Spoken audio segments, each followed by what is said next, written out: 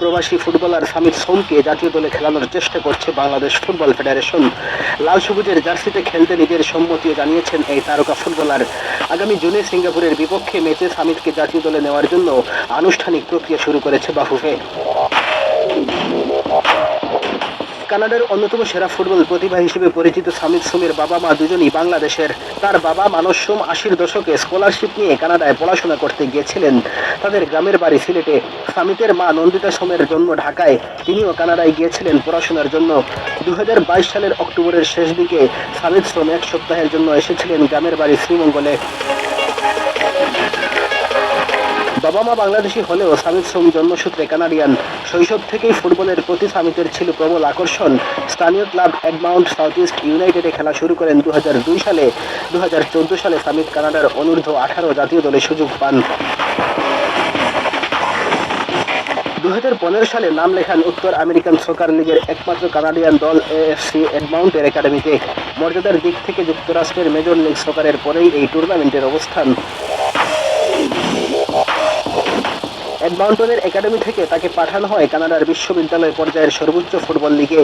সেখানে বিশ্ববিদ্যালয় পর্যায়ের নতুন খেলোয়াড়দের জন্য সর্বোচ্চ পুরস্কার rookie of the year award পান সামিত। সেই সাথে এফসি এডমাউন্টনের মূল দলে জায়গা পান তিনি। ২০১৬ সালের ফেব্রুয়ারিতে ইংল্যান্ডের বিরুদ্ধে প্রীতি ম্যাচের মধ্য দিয়ে কানাডা অনূর্ধ্ব-২০ দলে অভিষেক হয় সামিতের। সেই ম্যাচে ইংল্যান্ডকে ২-১ গোলে হারিয়ে দেয় কানাডা। এরপর কোস্টারিকার বিপক্ষে আরও দুটি ম্যাচ খেলেন। ওই বছর কানাডার অনূর্ধ্ব-২০ পর্যায়ের সেরা খেলোয়াড় নির্বাচিত হন সামিত সোম।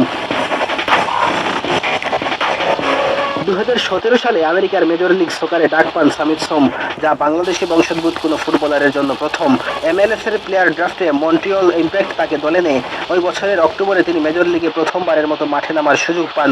২০১৮ সালে কানাডার অনূর্ধ্ব-২১ জাতীয় দলে জায়গা হয় তার। ২০২০ সালে ছিলেন অনূর্ধ্ব-২৩ জাতীয় দলে। এরপর ইনজুরির কারণে বেশ কিছুদিন মাঠের বাইরে ছিলেন সামিত। ২০১৯ সালের এপ্রিলে নিউ ইংল্যান্ড রেভলিউশনের বিপক্ষে MLS এ প্রথম গোল করেন। ২০২০ সালের জানুয়ারিতে বার্বাডোস ও আইসল্যান্ডের বিরুদ্ধে দুটি প্রীতি ম্যাচে কানাডার জাতীয় দলে খেলার সুযোগ পান সামিত। ৫ ফুট ৯ ইঞ্চি উচ্চতার সামিত একজন মিডফিল্ডার। সেন্ট্রাল মিডফিল্ডার হিসেবে খেলা এই তরুণ ফুটবলারের জাদু তার পাসিং দক্ষতায়। এফসি এডমাউন্টনের হয়ে খেলার সময় তার পাসিং সফলতার হার ৮৩.৫%। অসাধারণ পজিশনিং সেন্স ও নিখুঁত পাস দেওয়ার দক্ষতার কারণে সামিত ইতিমধ্যে প্রশংসা কুড়িয়েছেন। তবে ২০২০ সালের পর থেকে সামিত সোমের পারফরমেন্সের গ্রাফ কিছুটা নিচের দিকে রয়েছে। এ কারণে জাতীয় দলে আর সুযোগ পাননি। ২০২৩ সালে কানাডা প্রিমিয়ার লিগের চ্যাম্পিয়ন হয়েছিল ক্যাভালরি এফসি। সেই দলে তখন খেলেছিলেন সামিত সোম। সামিত সোম নিজেই বাংলাদেশের হয়ে খেলার জন্য আগ্রহ প্রকাশ করেছিলেন। এরপর তাকে MLS থেকেও ফিরে আসতে হয়েছে কানাডায়। বর্তমান পরিস্থিতিতে তার আর কানাডা জাতীয় দলে ফেরার সম্ভাবনা নেই বললেই চলে। এ কারণে বাংলাদেশের হয়ে মাঠে নামার বিষয়ে আগ্রহী হয়েছেন সামিত।